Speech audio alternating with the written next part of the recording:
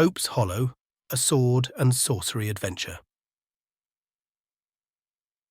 Part 3. A humble hijacking. Chapter 11. Looting the Dead. Drasher tried not to breathe as he rifled through the body.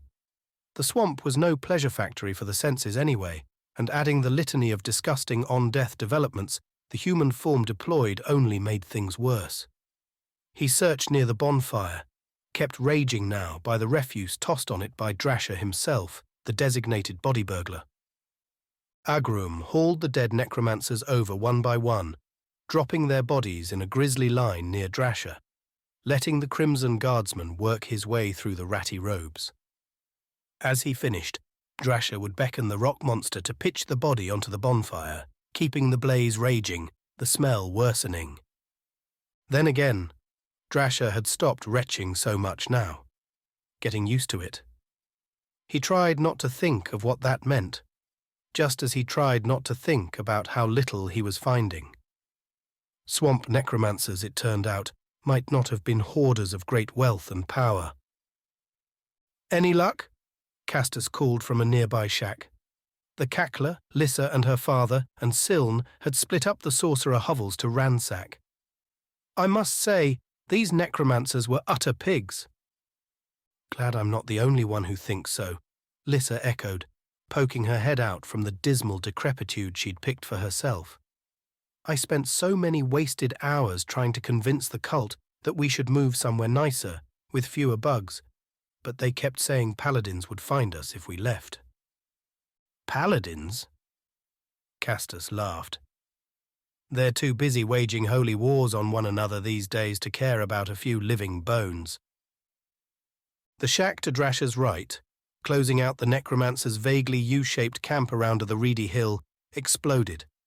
Crackling fire dissipated into sprinkling snow, and no one in the group batted an eye. Siln had already detonated 2 other shacks the same way, evincing her frustration in a visible, impressive fashion. "Paladins?" Siln asked.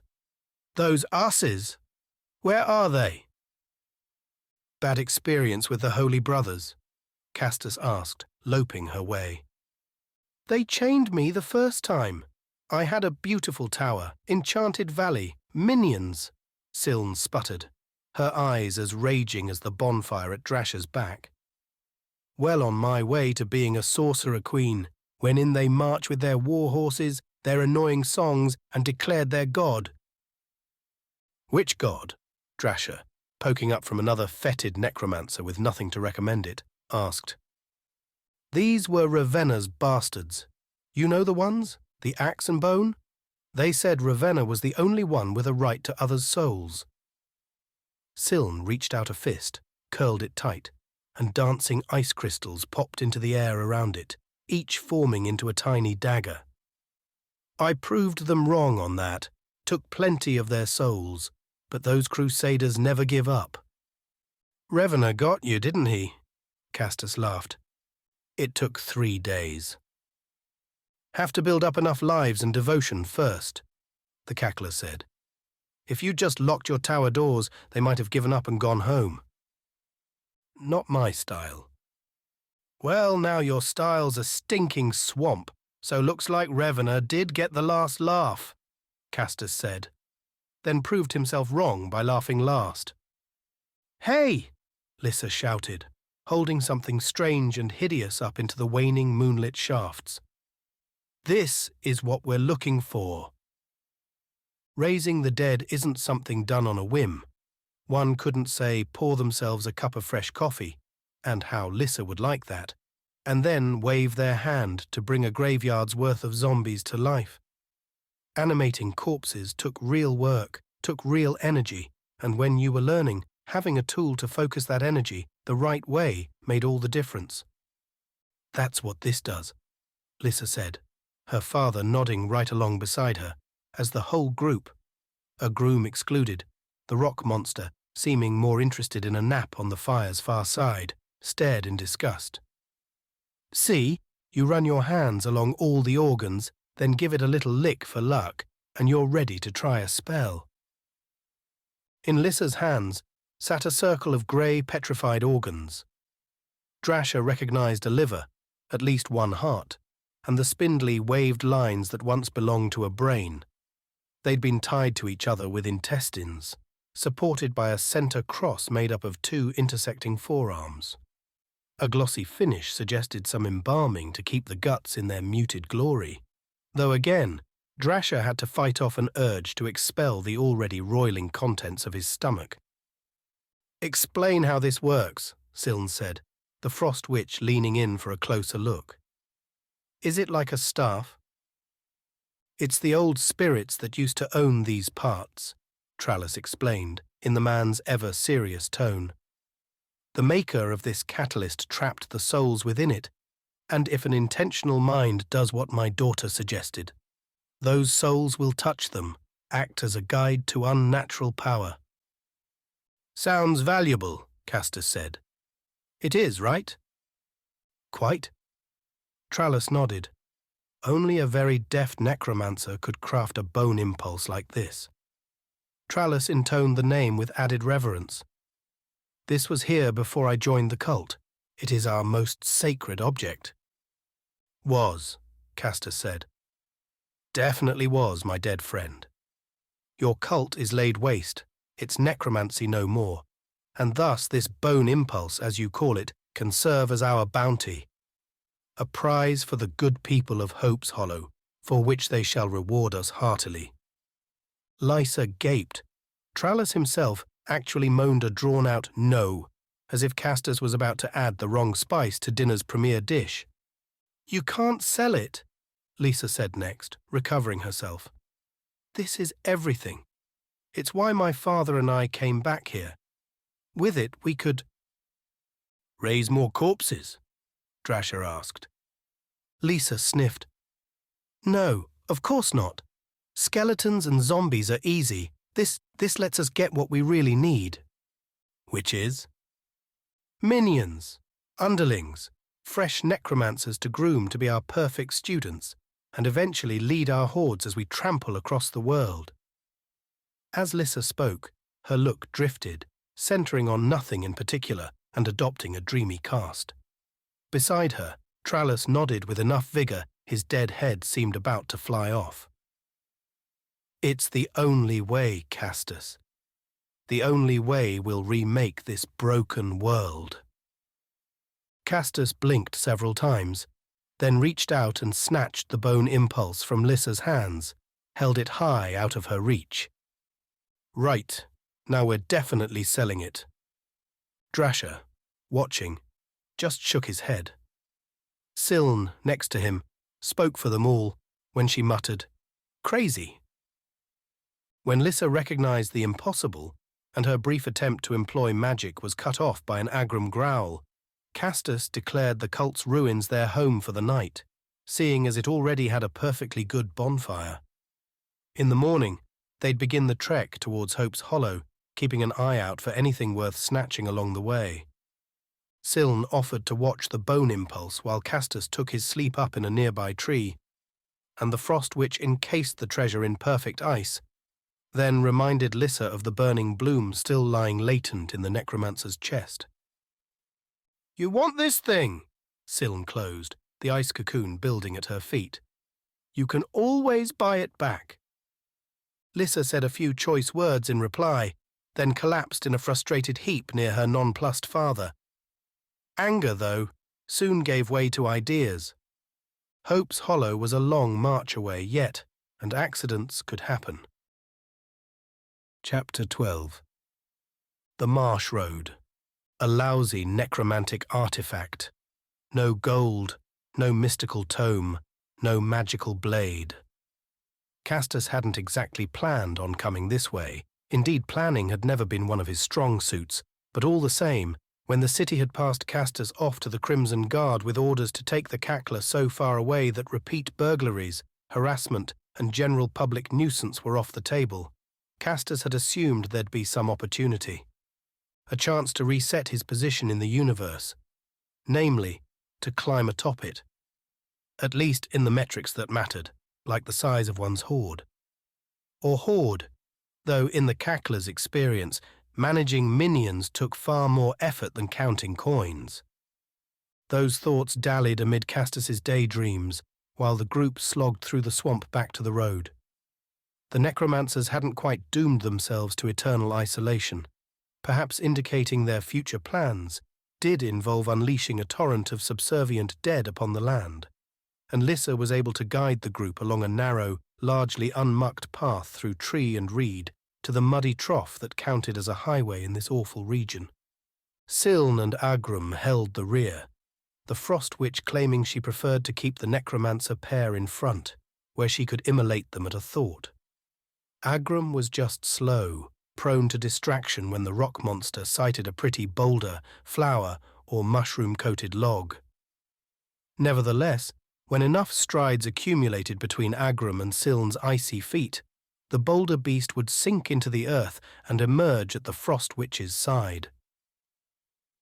Drasha stayed up front near Castus, the Crimson Guard proving an annoyance by pestering the cackler with questions about this, that, and yet more pointless drivel, like how they were going to find food, what would happen upon arrival to Hope's Hollow, and whether anyone would actually buy the bone impulse, whose circular organ ring lay looped over Castus's right shoulder.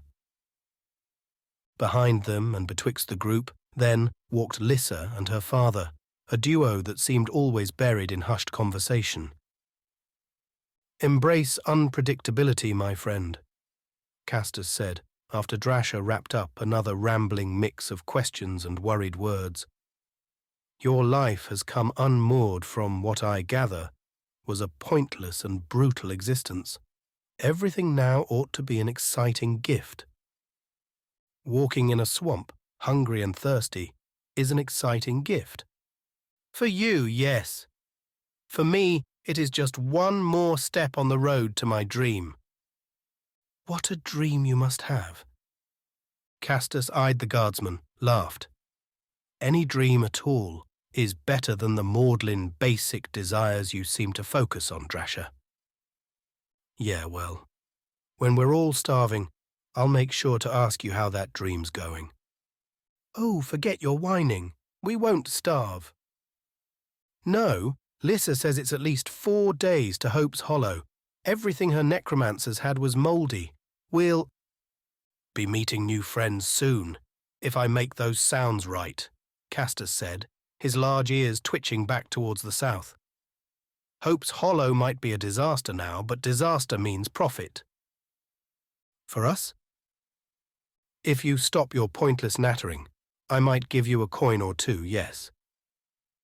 Did Drasha look happy at that remark, or rather like he'd swallowed a frog? A better question, for Castus. Did the cackler even care? Siln most certainly did not care about what Drasha wanted, nor Castus.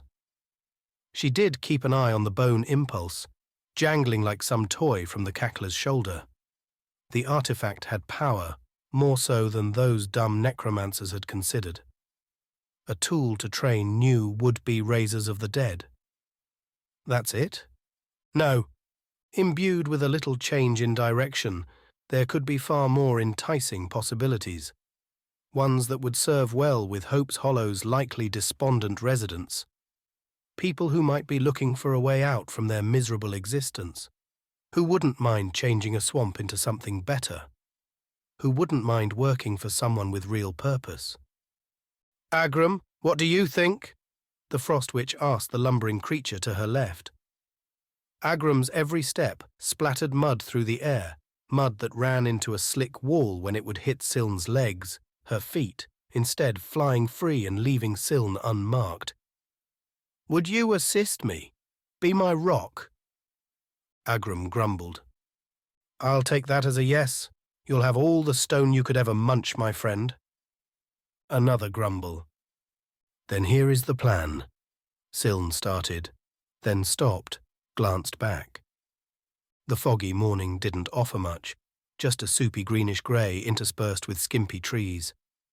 Crows fluttered about, and the swamp waters always rippled with unseen creatures.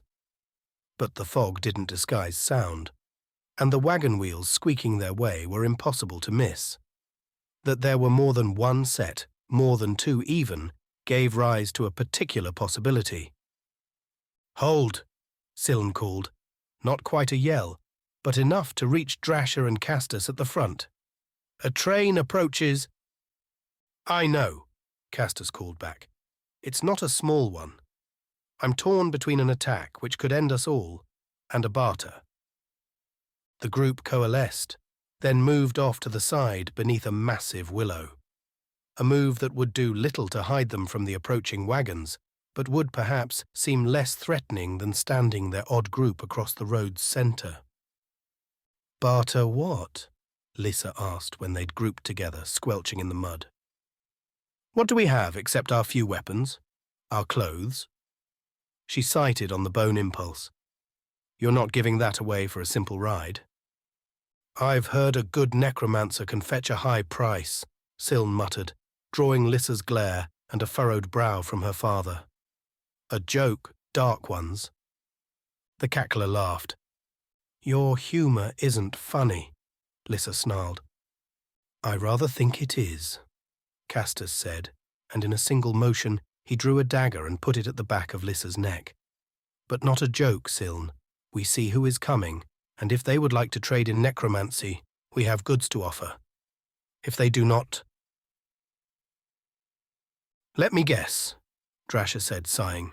We kill them all? Absolutely. Chapter 13. The Merchants of Milvos.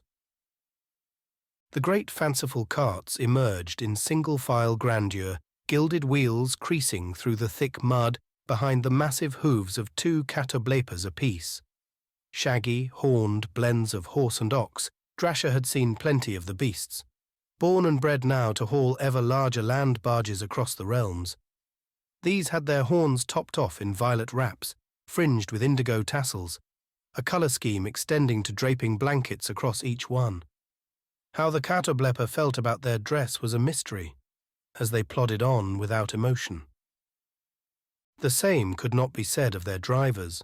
The carts held several levels, buttressed by caramel beams, and every spare spot seemed taken by crates, chests, and odd furniture. This huge cargo and its many foibles forced the drivers into a scramble, dashing up and down on rope ladders to shove this or that sliding, slipping, or swaying bit and bob back into place. What works on level roads meets a dire match in this mud, Castus murmured. But what is disaster for one invites an opening for another. Drasher eyed the cackler.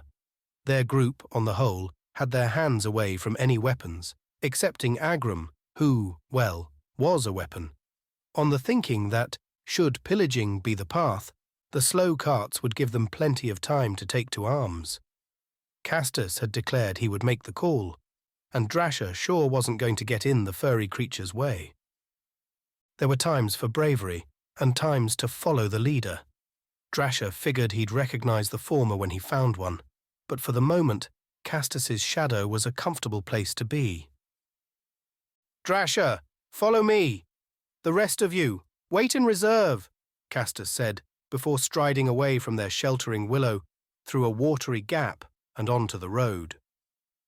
Drasher stared at the cackler and the approaching catoblepas, each of which seemed like they could and would mash Castus into the mud without stopping. As such, the guard figured a better play would be to wait, see what happened. Coward, Siln said. I'm being smart. Drasher gave Siln a disbelieving look. Those carts look like simple travellers to you. Those people could be anything, could... I'll go, Lissa snapped. He's got my bone impulse. Before Drasher could revisit his choice, Lissa stomped past him, not bothering to hold up her robes as the swamp water made its slapping encounter. Trallus stared on, the vacant nothing that tended to take him when Lissa's attentions were elsewhere, turning the necromancer into little more than a statue. No surprise there, Siln said. Always thought she was braver than you. What? You don't even know her. I know she's braver than you. Drasher's aimless protests carried to the cackler's ears. A disturbing development, Drasher's increasing uselessness. Marching into Hope's Hollow, and declaring it theirs for the taking depended on skilled associates, and relying on Drasha to perform even the simplest tasks was becoming a risk. Perhaps, if these carriage drivers didn't decide to give themselves up for nothing, the guardsman could find himself killed in the battle. A problem for another minute, however, as despite Lissa joining Castus in the muddy road and making a pair no attentive driver could miss, there didn't seem to be any attentive driver. The Catoblepus pair, Shaggy and Stomping, kept their heads low and eyes unfocused. Too long without responsibility for their direction, without running into something they couldn't demolish with their hooves, meant they wouldn't be stopping themselves. Behind the beasts, the carriage's driver bench sat empty, reins looped around a knob. "Hello there," Castus called, trying to catch someone's attention. They were there, the drivers, just not on the bench. One, right now, clung near the carriage's top line, shoving some overturned table back into its slot. "Might we have a word?" The driver, slathered in leathers themselves notched over in so many hooks, dangling tools, and devices for which Castus had no name, looked their way and gave a surprised yelp. The man let go his hold on the carriage top, fell for a soft second, before hooking, a hook on his left arm, along a rope running back to front along the carriage side. He swooped along, detached his hook, and dropped right into the driver's seat. With one hand, the driver snapped the reins while with the other he raised 2 fingers to his lips and— "Ah, damn it!" Lissa shouted, putting her hands to her ears. Castus winced, his own prodigious oral appendages ringing at the splitting whistle. The Catoblepas, though, stopped their advance in a shuddering halt. Those low heads shot up, eyes going wide and mouths bearing teeth no less fearsome for their flat plant-powdering tops. "Haven't heard a Catoblepa stop before, eh?" came the driver's voice, a gnomish sort of rasp, though the man didn't seem as short or strange as those odd creatures. "I'll admit, it's a lot the first time, but you get used to it." "I shall take your word for it, sir," Castus said, putting a hand on Lissa's arm to keep the necromancer from acting on the rage she wore. "But now that you've stopped, I'm wondering if I can't interest you in some additional protection. These are bandit-infested woods, and more so crawling with necromancers." "Crawling, you say?" the driver replied, perched well above Castus. The man took a look left, then right, his jangling leathers jostling with every turn.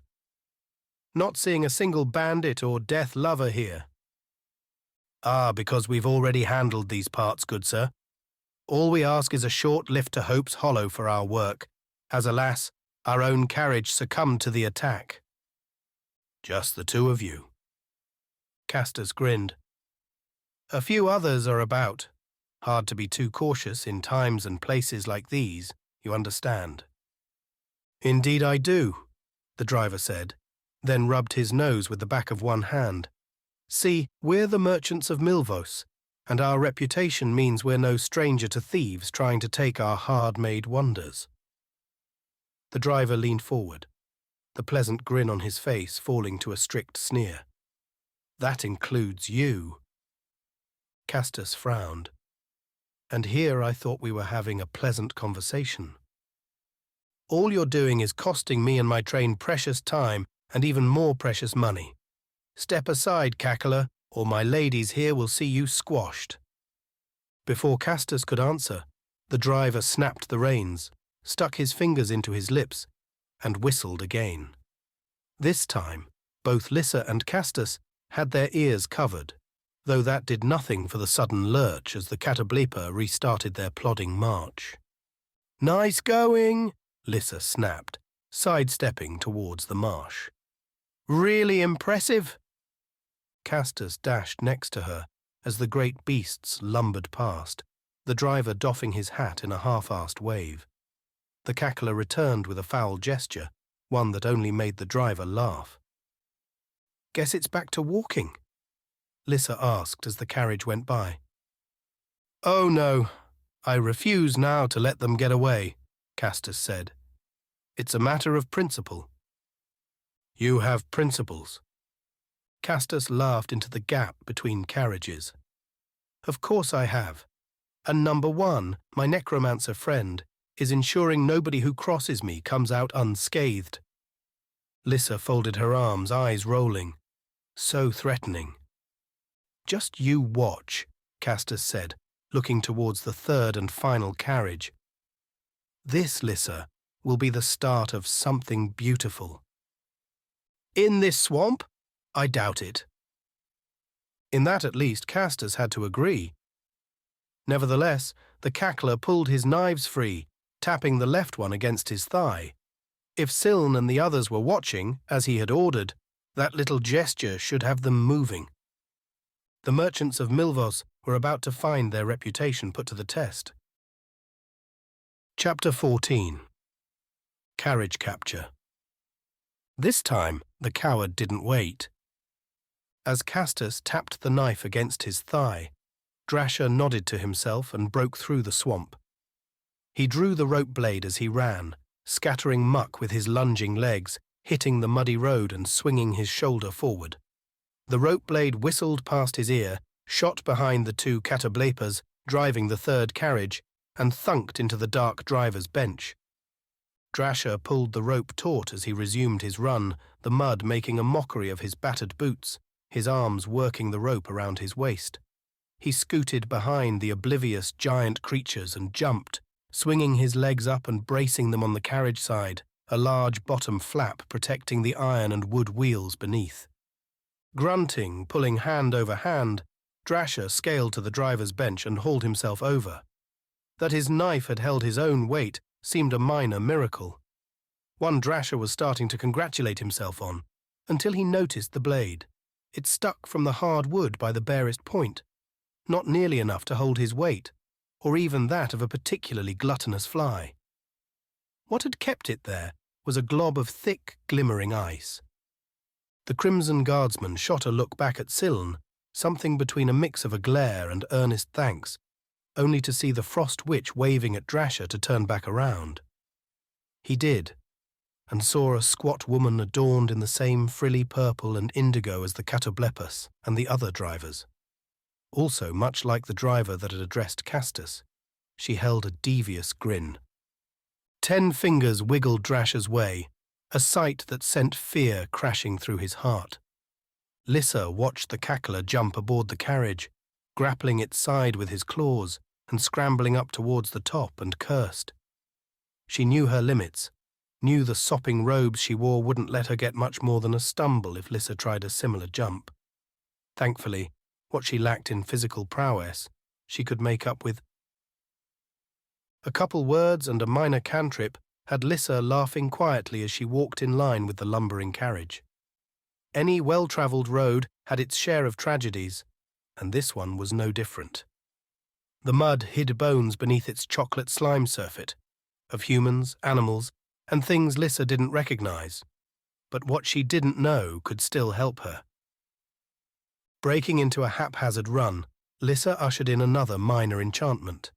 The ground ahead of her, just behind the carriage, shivered, things beneath making moves that hadn't in too many seasons. The first, some creature's broad spine, rose up in an arch before Lissa, a gentle slope with scalloping ribs making for an easy lope. Towards its end, several more bony towers arose, skeletons assembling themselves into stairs. Lissa planted her foot on a skull, on several femurs arrayed like a square tile, and a paw quartet. After the last, Lissa reached out and grabbed the rope at the carriage's rear. The taut cable didn't exactly give her fingers much room to grip, but the furniture on the other side, a collection of desks and chairs, offered ample options for the clever climber. Lissa found her hold, pressed herself against the furniture, and heard a call. "Be careful, my sweet," her father shouted, his voice so dry and husked with death's enervation. Trallus stood off to the side, watching as the carriage rumbled by. He'd keep standing there too, if Lissa didn't order him onward. Just like Bones and Tibbets, her skeletal servants, Lissa sent the command, a simple mental nudge through the subtle magic bond they shared. Trallus started forward, tripped over his robes, and fell into the swamp. Useless. "And what are you doing back here?" came a snide voice, and Lissa jerked her look left to see a narrow man hanging off the carriage's rear corner. He wore tight violet leathers with hooks rising to a broad indigo cap, a single brilliant blue plume rising from its centre. "Don't you know it's suicide to attack the merchants of Milvos?" "The who of what?" The man, the merchant, didn't repeat his phrase, instead kicking around the carriage corner. His hooks let the man slide along the cords, race right towards Lissa. He lowered his shoulder, going for an obvious bump, and the necromancer had no counter. The man hit, jarred Lissa's grip loose with a sharp tang in her right wrist, and the necromancer fell free. Siln watched the strike from the willow branches. Their ambush tree's ample length had let her keep pace with the plodding caravan, had given Siln, courtesy of an Agrum boost, a great view. She'd seen the drivers on the first two carriages jump and twist back towards the third, closing quick on Drasha, Castus and Lissa. Drasha himself had been cursed by some odd hex. The guardsman now sat, a gibbering fool, on the driver's bench. His hexer had bounded away, using those hooks to scale the carriage to meet Castus on its teetering roof. The two barbed and batted now, the cackler stabbing quick enough with his knives to keep the mage from tossing out another spell. The caster, though, knew her steps, and always seemed a hair ahead of every strike. Lissa did not know her steps, and Siln laughed as the necromancer hit the mud, soaking herself again in the thick brown muck. And to think, the frost witch had been impressed with the jumping bones trick.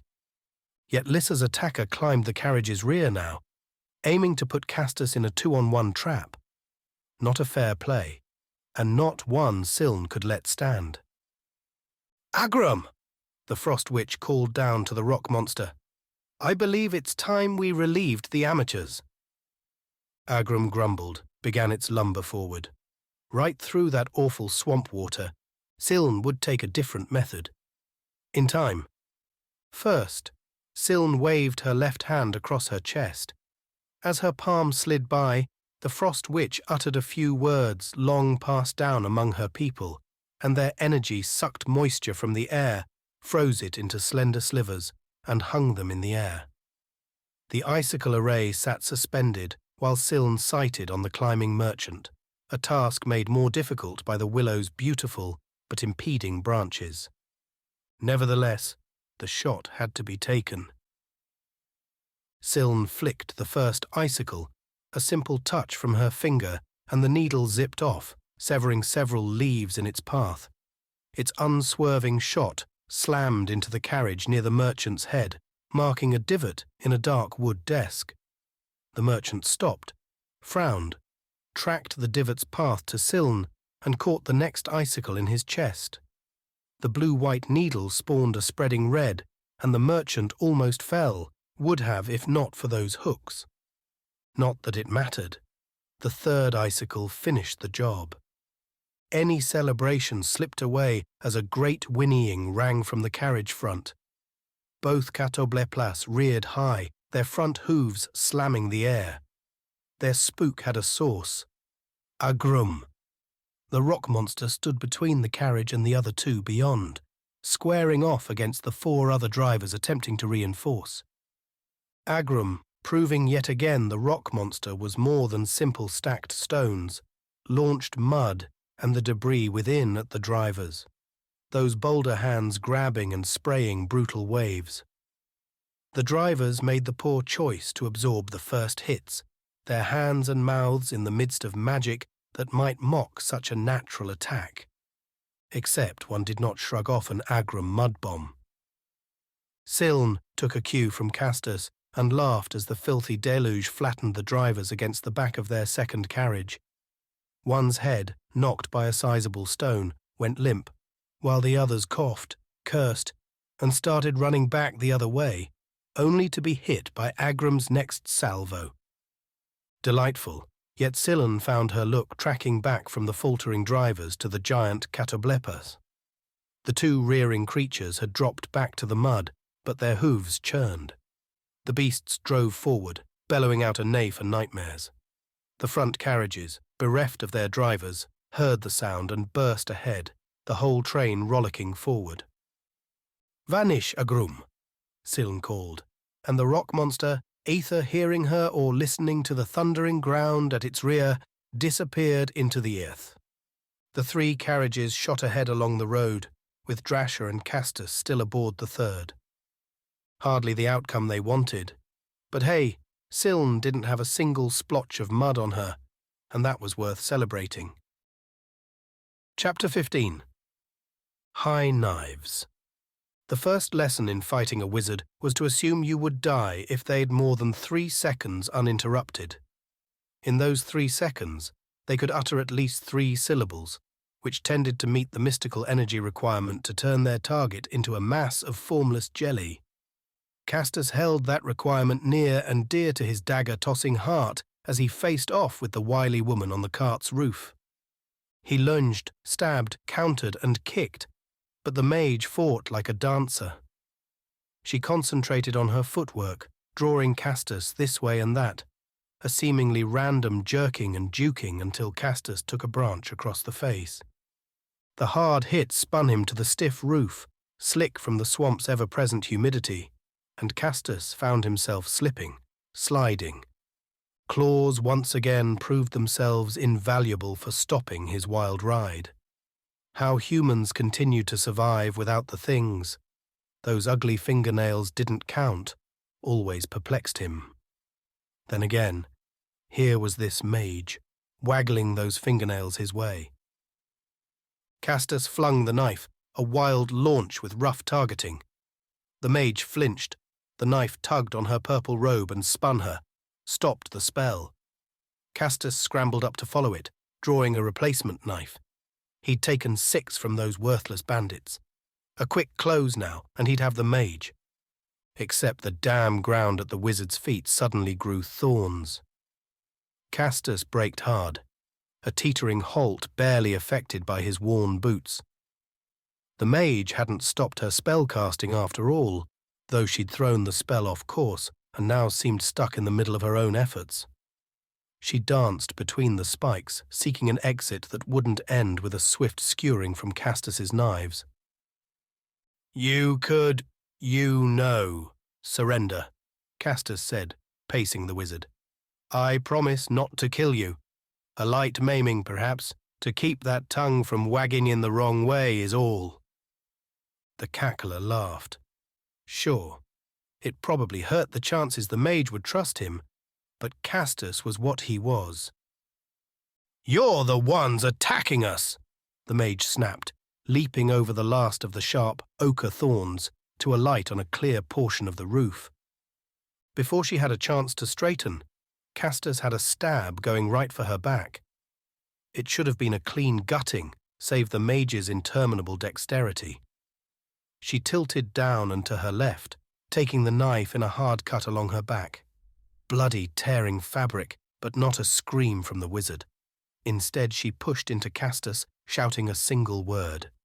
One flat syllable didn't pack enough power to kill Castus, a fact in which he took some solace, as the power blast sent the cackler skidding back across the carriage towards its front. Castus rolled as he went, flinging another knife back towards the mage while he tumbled. The throw surprised its target, the knife catching her in the knee and jutting out like some poorly fashioned armor spike. The catoblepas whinnied, a great noise Castus at first assumed was in sympathy to their wounded master. That illusion dissipated as the cart lurched, forcing Castus to turn away from the distracted, damaged mage towards the disaster his current ride was rambling towards. For a muddy road, the path to Hope's Hollow had been remarkably stable, if icky. However, that clean-cut path had reached a sudden end, with a moss-laden bridge arising from the fog like a portal to civilization. The road narrowed to the bridge, demanding at least some steering, and the first 2 carriages, for reasons Castus didn't quite understand, had failed that test. The first cart, its catoblepas freeing themselves in the process, had wrecked against the bridge's leftward stack, sending furniture flying and the great creatures dashing off into the marsh. A great snack for some lucky predator, or perhaps to become some much-feared beasts of legend. The second cart hadn't fared much better, hitting the bridge's beginning only to bounce between the side walls, tilt, and become lodged in the bridge's centre, a place Castus, the wizard, and their two panicked catoblepas would soon find themselves. "Your end and ours." Castus turned back to the wizard. "Get rid of that cart, or we're all dying together." The mage, her purple hat fallen off, a sweat sheen on her pain-pocked face, looked up from the knife in her knee and caught what Castus was calling. She winced, began uttering something that might turn Castus into a turnip or save their lives. The cackler made a bet, held his knives. A wave pulsed from the mage, rocketing forward in a line exposed by the dust, dirt, and one poor crow, seeking a scrap and blasted away. Castus followed the magic as it struck the carriage ahead, spraying the battered furniture away. Chairs slammed into the bridge sides and exploded into splinters.